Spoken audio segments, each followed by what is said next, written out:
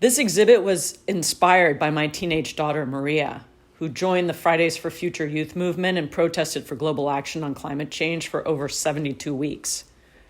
Watching her sit in front of the United Nations, rain or shine, because she perceived her future on this planet was at imminent risk, I decided to use my art to also bring attention to the issue. Drawing on the work of surrealist artists such as Magritte, Frida Kahlo, and Merritt Oppenheim, I was also inspired by indigenous resistance to deforestation and extraction, as well as the climate activism of Greta Thunberg and Extinction Rebellion.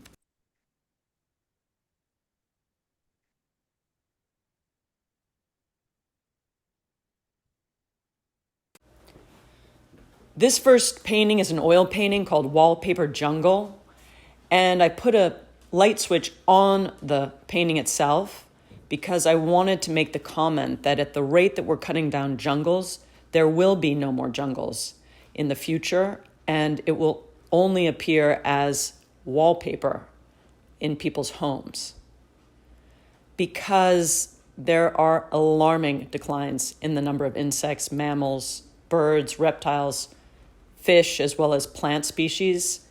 And this has raised fears that we're in the midst of a sixth extinction, which could cause a collapse of the natural ecosystems we rely on to survive. Wallpaper Jungle was inspired by Elizabeth Colbert's book, The Sixth Extinction. The painting depicts some of the endangered species, plants, animals endemic to the rainforest in Chiapas, Mexico. The jaguar, spider monkey, scarlet macaw, Central American tapir, and the white nun orchid.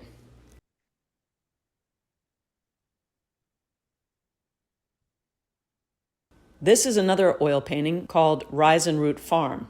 Rise and Root Farm is a small vegetable farm in upstate New York. I've made several paintings on this farm over the years, but when I visited in September 2021, I was shocked to see that the crops were all withered and dying. The farm had recently been hit by Hurricane Ida.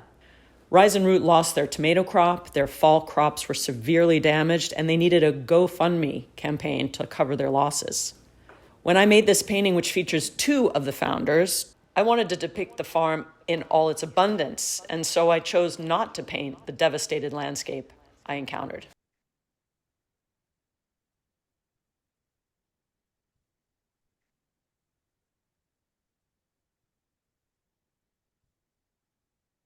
This is another oil painting. It's called School of Fish.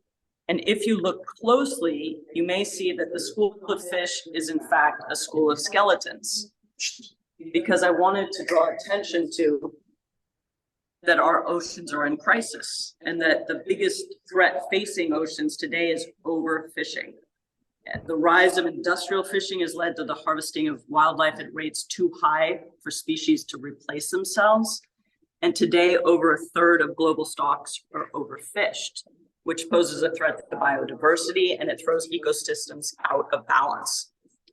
As an example, you might have read about the orcas on the West Coast that are dying from starvation because their primary food source, king salmon, has been overfished.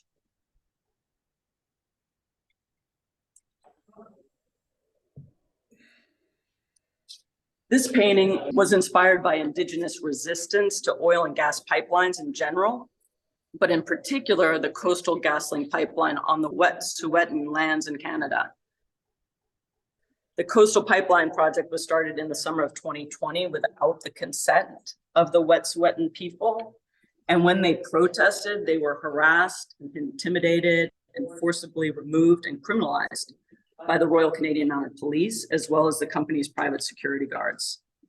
This pipeline is actually still being constructed. It's planned to be 416 miles long, and despite the human rights abuses and the ongoing protests, it has not been shut down. So I made this painting to imagine what it would look like if it was shut down, and with nature reclaiming and healing the damaged forest.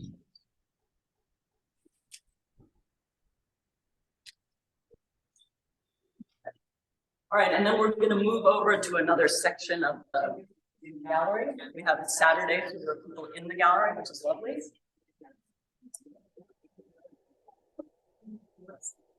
Are you the artist? We're just on a Zoom. Yeah. So this is called Rights of Nature.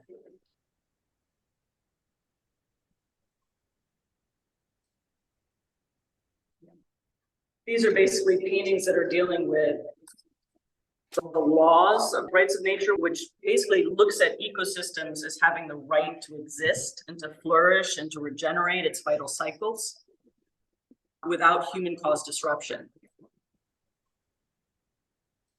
Numerous countries, including Ecuador and Bolivia, New Zealand and India and Mexico, have enacted laws that recognize the rights of nature.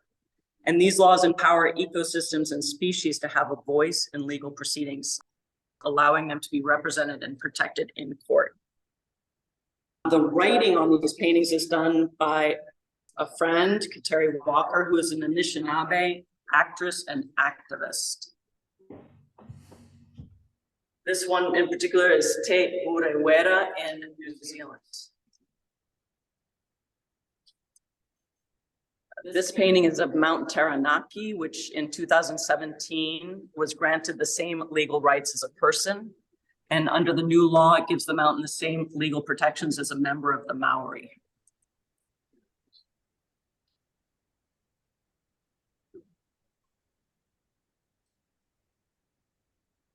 This is the Wanganui River in New Zealand, and it was the first river in the world to be recognized as a living entity with the legal rights of a person, and indivisible and living whole from the mountains to the sea, is the quote from the New Zealand Parliament document.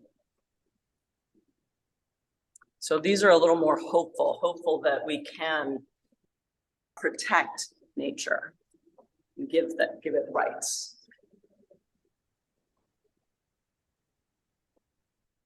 So these are where we start to see some of the influence of Magritte. You might know his painting, Ce n'est pas une pipe, this is not a pipe. And so I use that concept of, that's kind of surrealist concept of presenting something and then saying it is not that. And with the pipe, he was saying this is not an actual pipe, it's a two-dimensional painting of a pipe. In this case, I wanted to take it a step further and say, you know, the painting of this was a forest, is no longer a forest. And interestingly, I saw that many of the markings that people make on both animals and trees is with this fuchsia spray paint. And so you'll see it in a number of these paintings.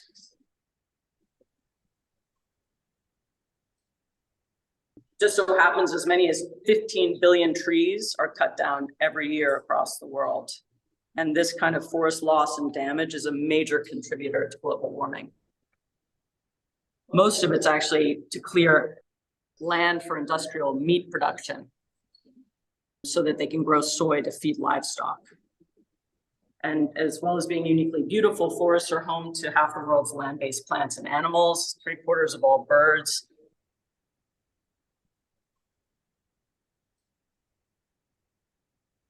Okay, moving on.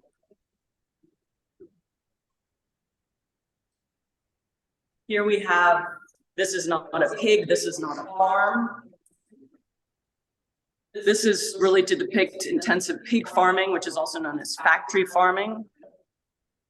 And the pigs are literally spray painted with the same fuchsia paint, basically it's for breeding, selected for breeding. It's about their ovulation. They're using these markings, and these pigs are put in these gestational crates, which you'll see in the next painting, which do not allow the pig to turn around or to lie down comfortably. It's really the treatment of animals in factory farms is cruel and inhumane. And there's also a growing consensus that ending meat consumption and the vast areas of land it requires is necessary to prevent the worst impacts of climate change. This painting was really hard to paint, made me want to cry all the time because I could not believe that animals are being treated this way, especially very intelligent and social animals like pigs. Any animal for that matter. They're just packed in. It really is a factory.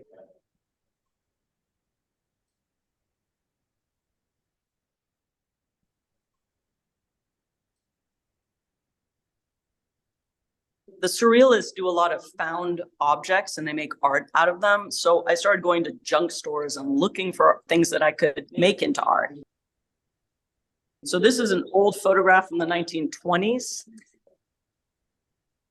It's a woman and a child. And I wanted to look at what has happened to the planet over the past 100 years since this photograph was taken.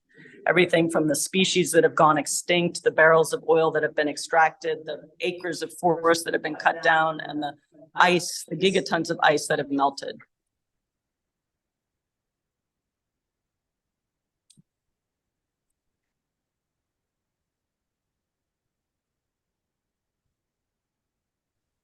So this is about industrial farming and regenerative agriculture. At the moment, this is where a lot of our food comes from these monoculture crops that are basically cut with machinery that uses fossil fuel, a lot of water, uses up the topsoil at very rapid rates, not to mention all the pesticides, the toxins, and the fertilizer.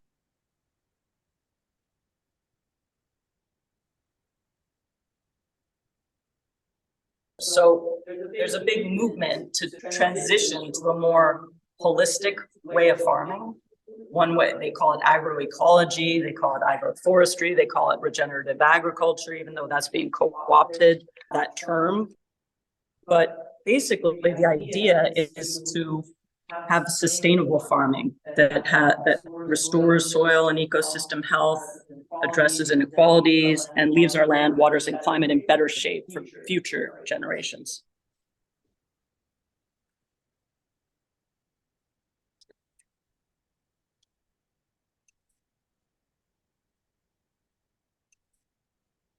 This one is called Suitcase to the Future. We've all seen and felt the consequences of rising temperatures over the last few years.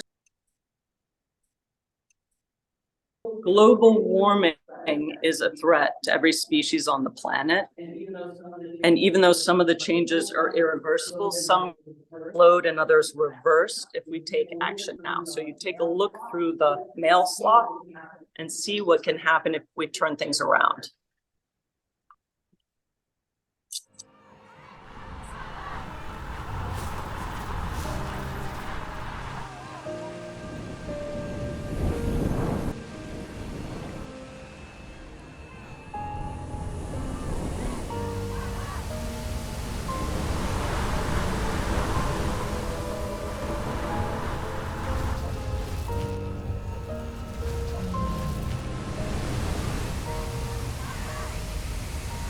That's oil going back in the ground. And then it's on a loop, so it will start again with the trees.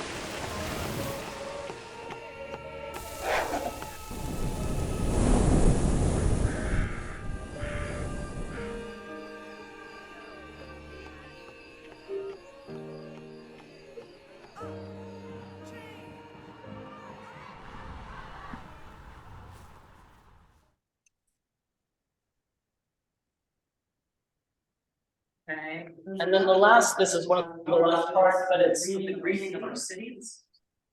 By 2050, almost 70% of the global population will live in cities. That's 2.5 billion more people than today. So we need to transform our urban areas into healthy places to live. By letting nature back in, we need more parks, more trees on our street, more community gardens and rooftop farms.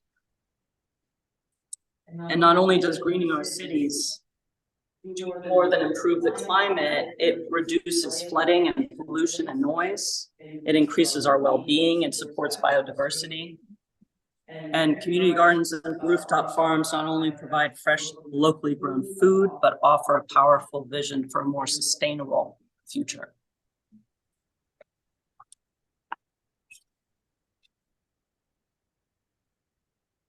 And this was in an earlier show. That's Layla and Maria on a rooftop farm called Eagle Street Farm. And it's a rooftop farm in Greenpoint, Brooklyn.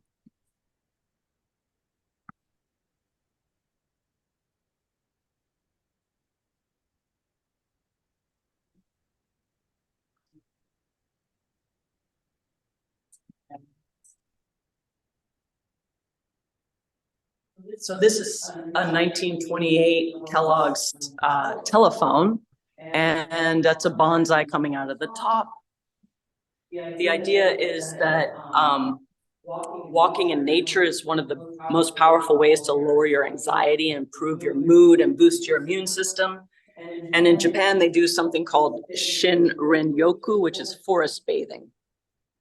And so when you pick up the receiver, you actually hear the sound of a forest, the bird sounds, bird calls, and you can hopefully lower your stress rate by listening to the telephone.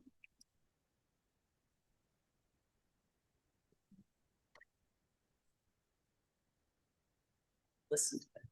Okay, and so the last two pieces were inspired by the surrealist Merritt Oppenheim, who did fur breakfast, which was a teacup and a saucer and a spoon covered in fur. I did a variation.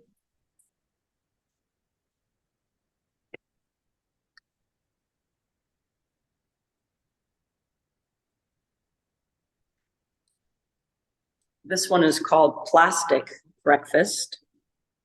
And it's a collage of tiny bits of trash that our family generated over a 3-month period. You know, a recent study estimates the average person might eat as much as 5 grams of micro and nanoplastics a week, because it's in our food, it's in our fish, it's in our soil, it's in our plants. So I wanted to use ants, which the surrealists used a lot, Dali among others, to show how not only we're eating plastic, but even the microorganisms and the insects are eating plastic. So I have the ants carrying the plastic food back to their homes to eat.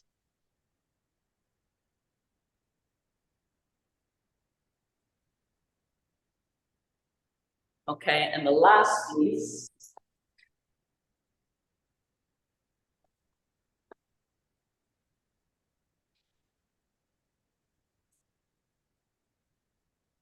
This is called Plastic Breakfast number 2.